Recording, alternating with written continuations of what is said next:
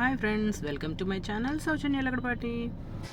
Hi friends, ఇవాళ మన video ఏంటంటే దబ్బకాయ పులిహోర ఎలా కలుపుకోవాలో చూద్దాం. ఇదిగోండి దబ్బకాయలు అంటే ఇవి.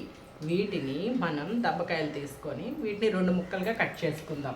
ఇదిగోండి ఇలాగా 2 ముక్కలు కట్ చేసుకొని జ్యూస్ పిండుకుందాం.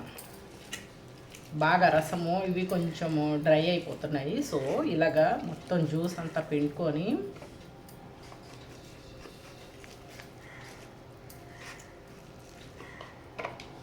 ఈ రసాన్ని మనం ఇందులో కలుపుకుందాం. ఇదిగోండి ఇలాగా జ్యూస్ పిండాను కదా, ఆ రసం అంతా నేను ముందే రైస్ బాయిల్ చేసేసాను. రైస్ బాయిల్ చేసేటప్పుడే కొంచెం పసుపు కొంచెం ఉప్పు వేసుకున్నాను. సాల్ట్ సరిపోకపోతే మనం తర్వాత కలుపుకుందాము. సో ఇలా రైస్లో ఈ దబ్బకాయ పిండింది రసం కలిపేసేసాను. చాలకపోతే మళ్ళీ కలుపుకుందాం. నేను కొంతవరకే పిండాను, ఎందుకంటే నేను కొంచెం 1/2 kg రైసే వండుతున్నాను ఇప్పుడు. సో ఇది రైస్ అంటే నేను ముందే కొంచెం పసుపు సాల్ట్ వేసానని చెప్పాను కదా, ఇదంతా కలుపుకుంటున్నాను.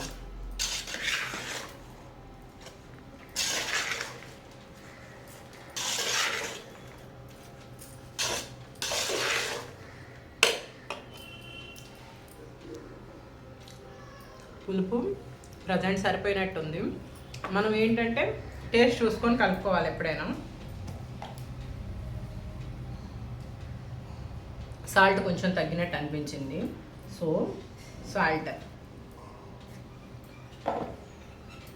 పులుపు అయితే ఇప్పటికి సరిపోయింది. లేదు అంటే మళ్ళీ మొత్తం పోపు వేసిన తర్వాత చాలా పోతే అప్పుడు కలుపుతాను. అదనమాట.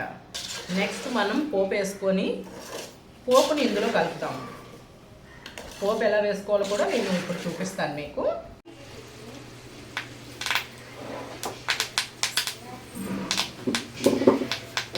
పచ్చిపప్పు వేసుకున్నాం, కొంచెం కళాయి పెట్టుకున్నాం, పొయ్యి మీద నూనె వేసేసి పల్లీలు ఇంకొంచెం వెయ్యి పర్లేదు.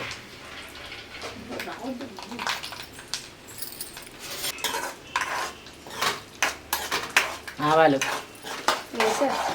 కనిపించట్లా, కొంచెం వెయ్యి, అసలు కనిపించట్లేదు. ఆవాలు, జీలకర్ర, ఆవాలు,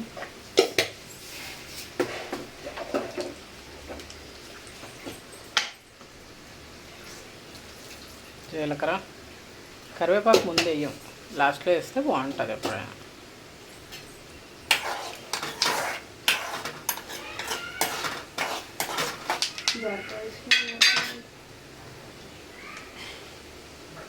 వాళ్ళు కరివేపాకు ఏది కనిపించండి.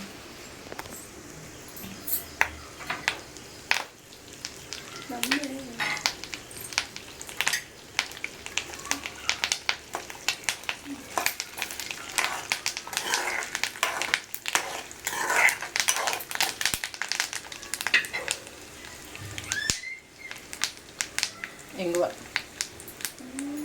పచ్చిమిరపకాయలు వేయమన్నా.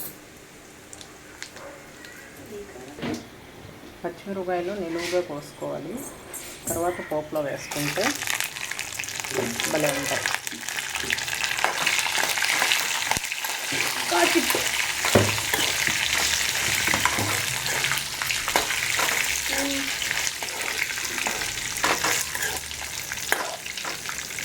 కొంచెం గుండ్లు చాలు. అది ఇప్పుడు ఏగవసలు స్టార్టింగ్ వేసుకోవాలి.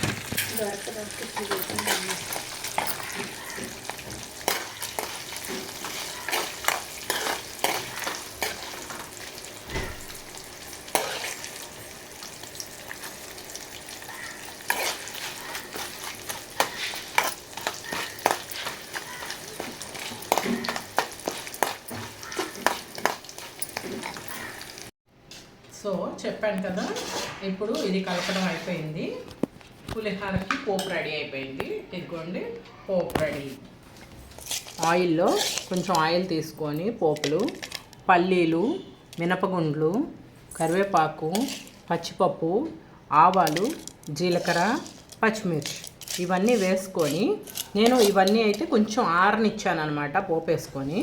ఇదంతా ఈ రైస్లో కలిపేద్దాం. లాస్ట్లో కొంచెం ఇంగువ కలిపించానండో, ఎందుకంటే ఇంగువ కలిస్తేనే పులిహోరకి టేస్ట్ బాగుంటుంది. ఎప్పుడైనా మనం ఈ రైస్ని కొంచెం ఆయిల్తో కలుపుకోవచ్చు, బట్ నేనేంటంటే యాక్చువల్లీ లైట్గా వేసాను, ఇందాక మీకు చూపించలేదు. ఈ వేడివేడి అన్నంలో నేను వండేటప్పుడే కొంచెం ఆయిల్, కొంచెం పసుపు, కొంచెం ఉప్పు వేసేసాను. సో ఇక చేయనక్కర్లేదన్నమాట. పులిహోర అంతా రెడీ అయిపోయింది. సింపుల్గా ఈజీగా. చింతపండు పులిహోరకైనా కొంచెం కష్టపడాలి, కానీ దీనికైతే చాలా ఈజీ ప్రాసెస్.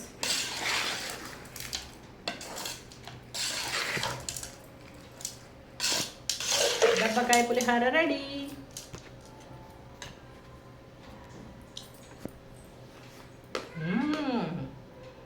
అన్నీ కరెక్ట్ సరిపోయాయి. సూపర్ అంటే సూపర్.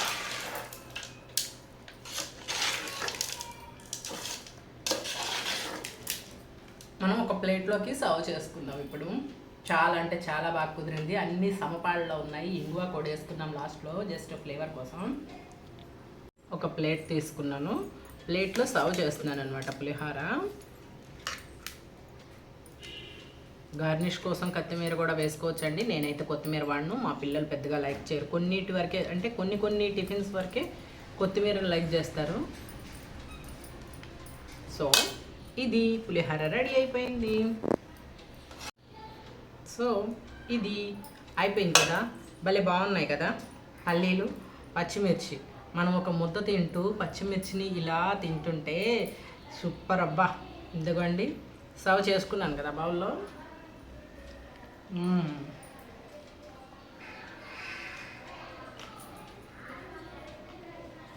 పచ్చిమిర్చి, గుండ్లు, పల్లీలు అన్నీ నములుతూ ఉంటే టేస్ట్ అయితే సూపర్ అండి. సో దబ్బకాయ పులిహోర ఎలా చేసుకోవాలో చూసారు కదా, మీరు కూడా ఒకసారి ట్రై చేయండి. ఎలా ఉందో కమెంట్ చేయండి. Thank you friends. Bye bye. Please like, share and subscribe my channel Soujanya Lagadapati. ఫైనల్గా దబ్బకాయ పులిహోర రెడీ అయ్యింది. Thanks for watching. Please like, share and subscribe my channel.